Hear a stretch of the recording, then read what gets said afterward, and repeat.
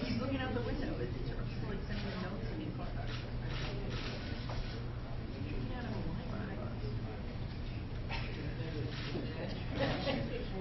right behind you.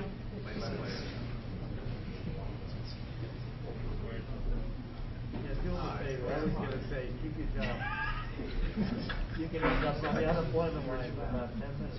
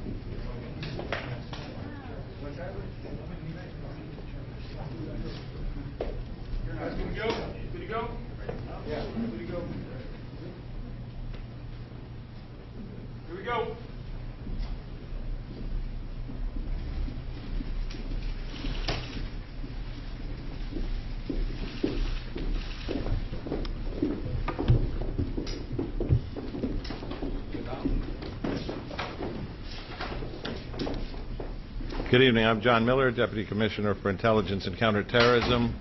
We're here to provide an update on the ongoing investigation into the shooting that occurred earlier today in Brooklyn. We're going to hear from Police Commissioner of the City of New York, Keechant Sewell, Chief of Department Ken Corey. We have First Deputy Commissioner Ed Caban here. Chief of Detectives James Essig will update us on the investigation. We also have Assistant Director in charge of the FBI, in charge of the New York office, Mike Driscoll, and the JTTF efforts with the NYPD that are ongoing, as well as the Special Agent in charge of the Bureau of Alcohol, Tobacco, and Firearms, John DeVito. But we'll begin with word from Gracie Mansion from the Mayor of the City of New York, Eric Adams.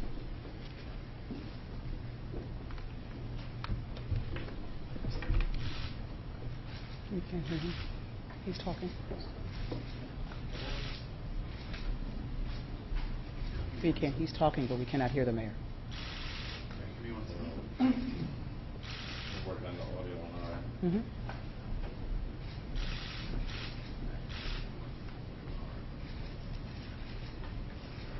Is his audio going out on the air?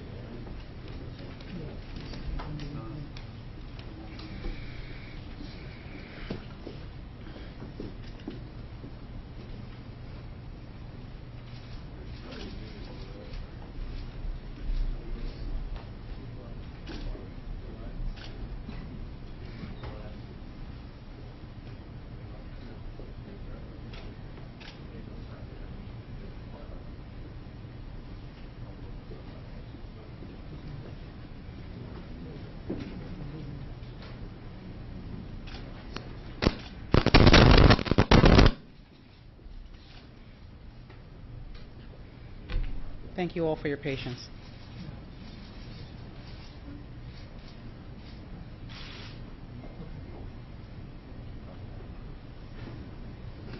We're having an audio difficulty, so what we're going to do is regroup here. We're going to cut to the police commissioner, and when we resolve the audio problem, we'll bring the mayor back. Nice progress. Okay. Thank you all for attending this evening and helping us get this information out to the public. It's so important.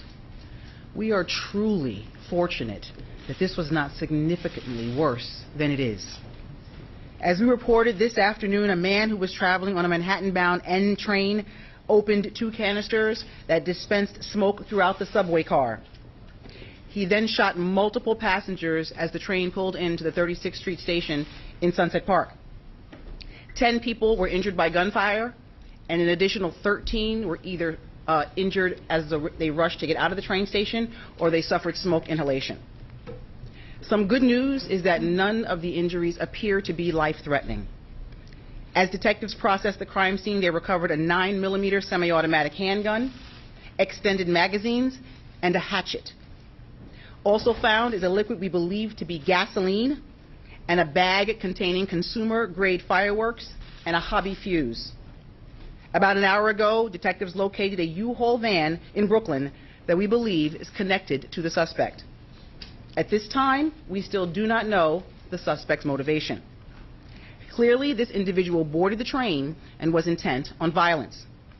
We are conducting a highly coordinated investigation that includes NYPD detectives, the FBI NYPD Joint Terrorism Task Force, and the ATF, who have been instrumental in tracing the firearm and ballistics. The suspect is a dark-skinned male and was wearing a neon orange vest and a gray-colored sweatshirt. We do have a person of interest in this investigation, but we need the public's assistance with additional information. We're asking anyone with information to call Crime Stoppers at 800-577-TIPS. We know this incident is of grave concern to New Yorkers. We cannot lose sight of victims in this city. We will use every resource we can to bring those to justice who continue to prey on the citizens of New York. I'll ask Chief James Essick to come in and give details of the investigation.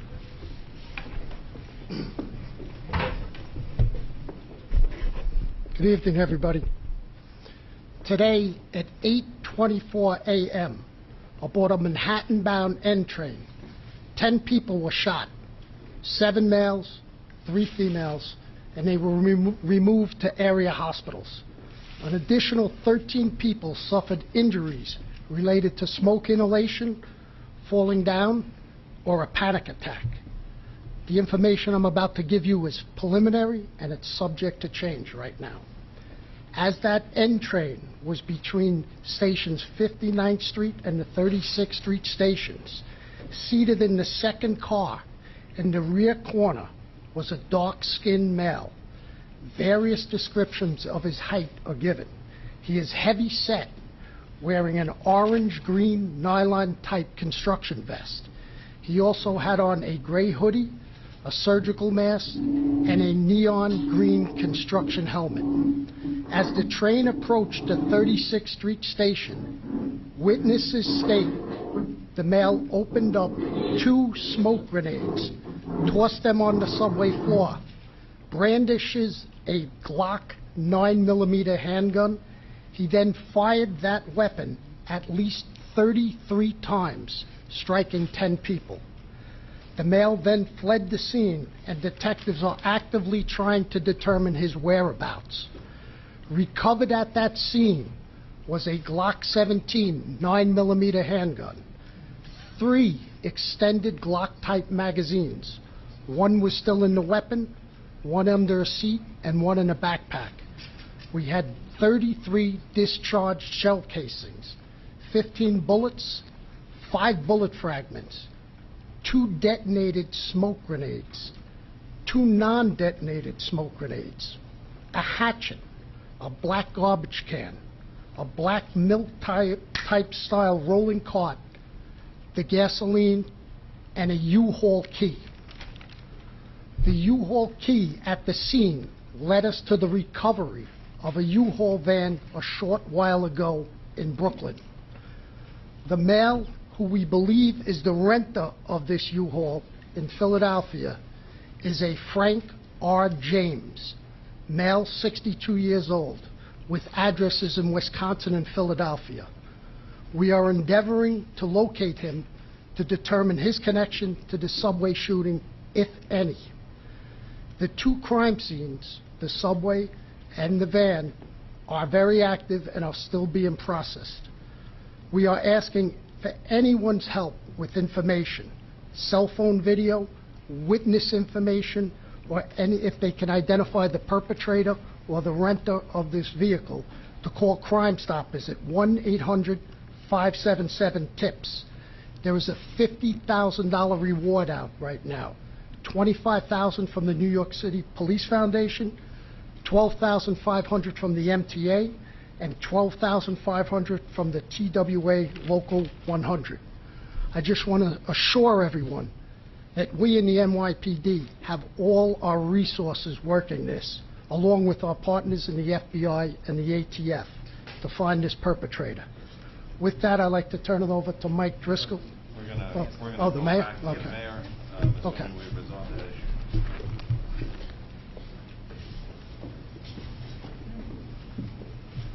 Mr. Mayor, we're ready for you. Thank you, Commissioner and Chief.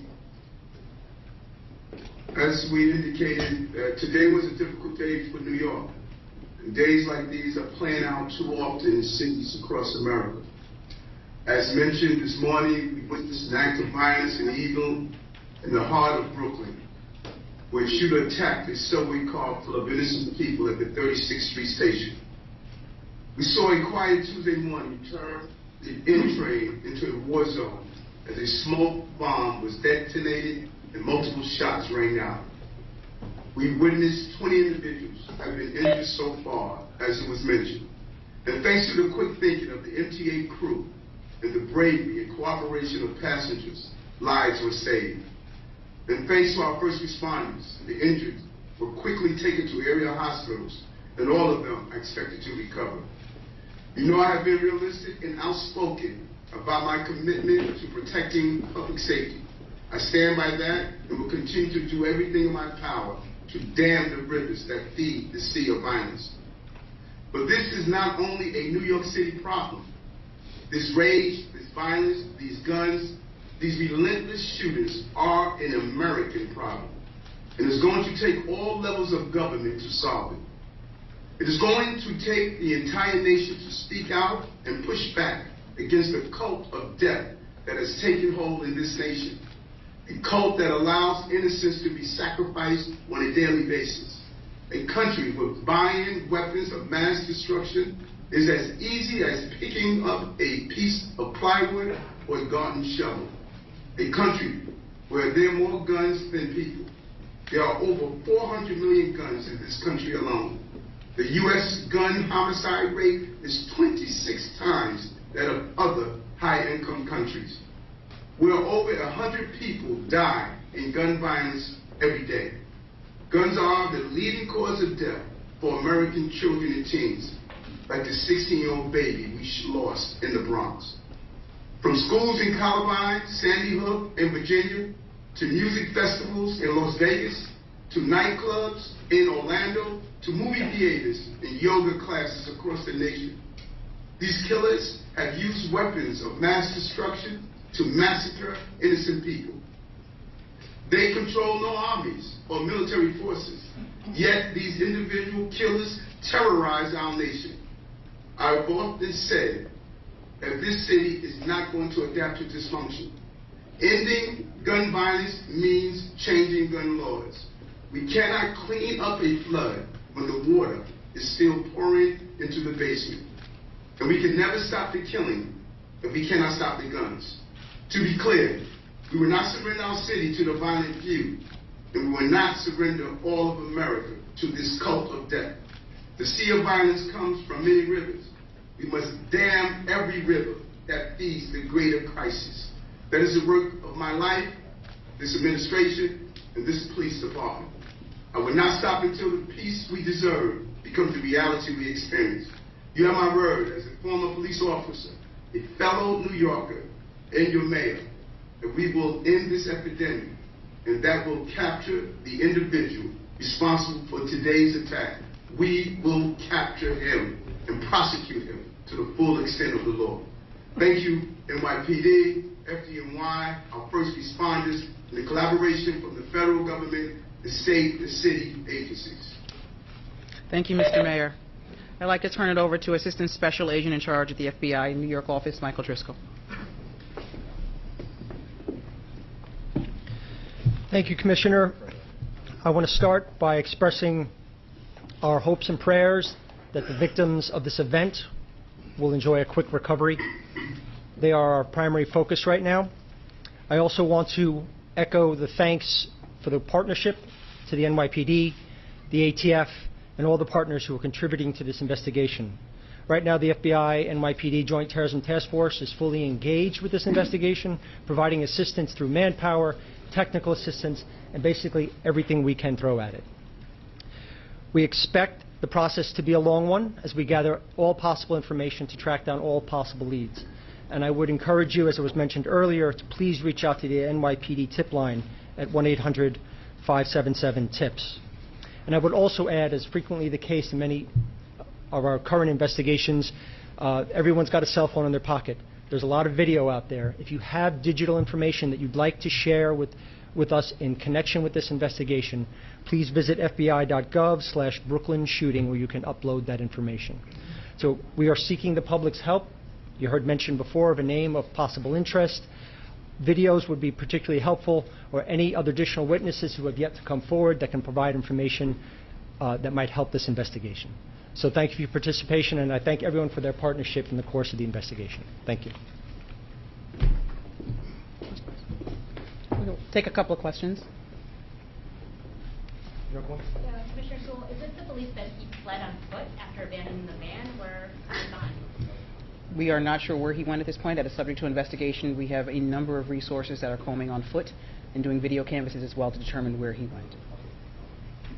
Commissioner, you posted videos online talking about being a victim to the mayor's mental health program. Can you talk to us about this? Do you know the department? So based on some preliminary information, there were some postings possibly connected to our person of interest where he mentions homelessness, he mentions New York, and he does mention Mayor Adams. And as a result of that, in an abundance of caution, we're going to tighten the mayor's security detail. So just to be clear, so this person, Frank James, he's not the person of interest that is in custody at this moment? I'm going to have him answer that. We have no one in custody at this time. No. We are looking for Frank James. We know he rented this U-Haul van.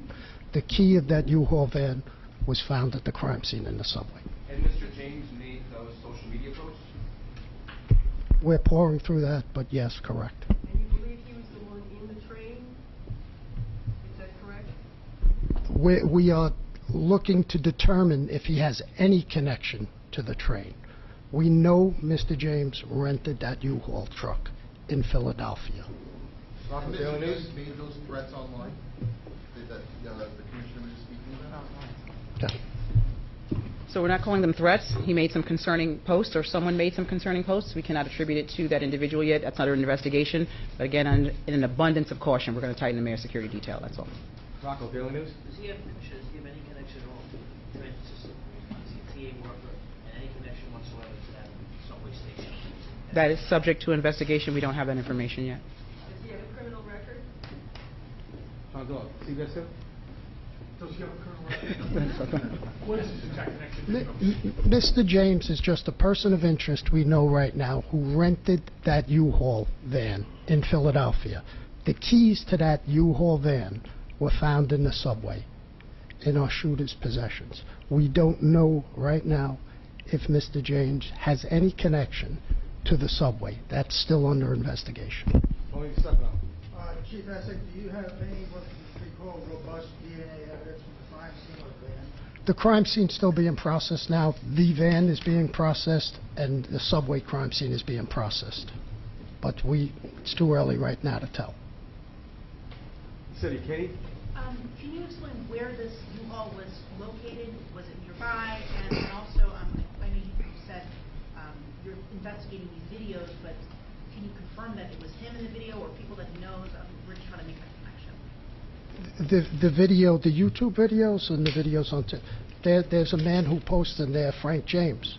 We're still working to see if that's our person who rented the video. And where was the U-Haul located? Kings Highway in Brooklyn. Kings Highway, what intersection? West 4th and Kings Highway. Is there anything more you can tell us about the content of the posts? And I know you said it wasn't a direct threat against the mayor. Can you tell us anything he said about the mayor that caused you to give us security detail?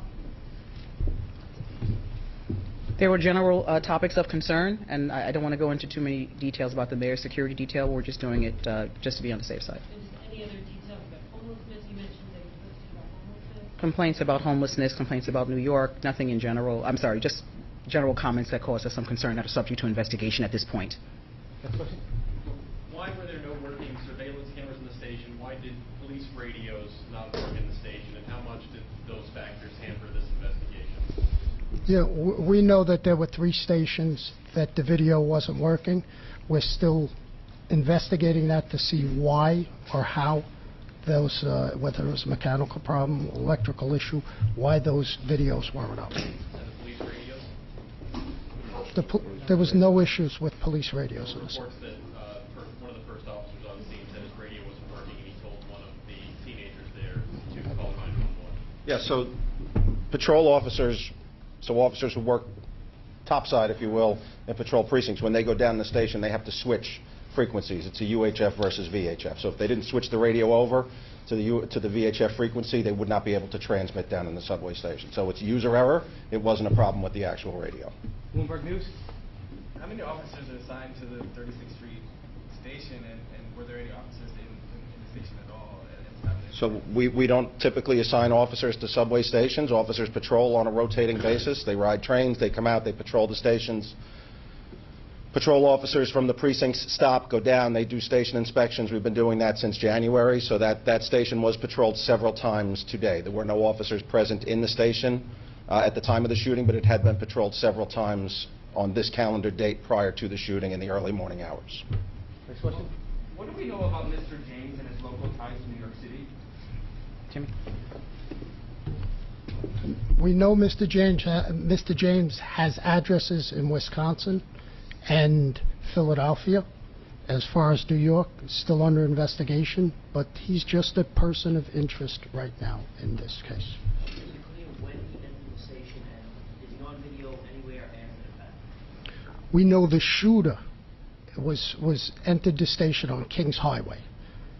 So we're asking for anybody who knows from Kings Highway to 35th Street is 8 stops. Anybody who sees him with any information, please call Crime Stoppers. When was James last seen? Is that clear? Is he on video at all? We literally have hundreds of detectives out in the field right now pouring through video at train stations, the egresses, the recovery sites of the vehicle. So we hope to have clearer pictures of who we believe is the shooter. 2 more questions. CNN? About the weapon that was recovered, has that been traced back to Mr. James at all? And is there any likelihood that, or how confident are investigators that he is the same person that pulled the trigger today? As far as pulling the trigger, that's still under investigation. As far as the firearm is concerned, we know it's not part of a multi-sale. We know it's not stolen. We're working with our partners in the ATF to track back to the point of sale and then move forward on that gun. Okay, last question. Your physical description of James, does it match the description that's already been put out today? Again, as I said, there was 2 smoke grenades thrown. We have various descriptions of height. I gave the description out of the man with the vest. We're looking through all possible leads on a person of interest. I think if you look at our social media, you'll see 2 photos of the person of interest. All right, thank you very much. Thank you, everyone. Thank you guys for making that work.